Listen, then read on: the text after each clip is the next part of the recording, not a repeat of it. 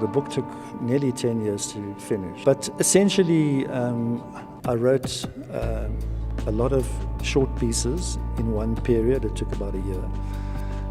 And then I tried to find a way of publishing them, making sense of them, because they were impressions of the city, but I wasn't quite sure how to string them together.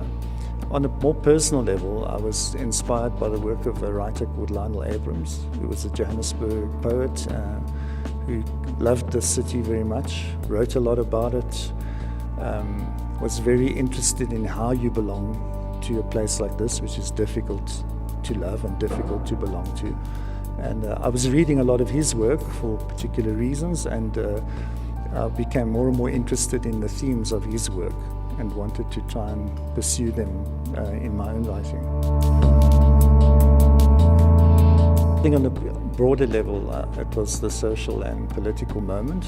The book documents the sort of mid-90s to the mid-2000s, a period of huge change in Joburg.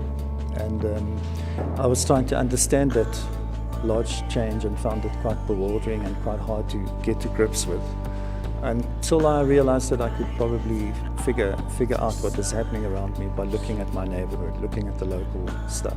And I published them separately over a period of about, I guess, 6 or 7 years, and then reassembled them into a book. There is a growing literature on Johannesburg, and they've come at it from all kinds of perspectives. What sets my approach apart perhaps is it's a kind of documentary approach. So it's a text that the reader can find their own way through. You don't have to start at the beginning and read systematically to the end. It's a book that you can wander around in and kind of get lost in. Hopefully a bit like how you would walk around in a city. That was the thinking behind it.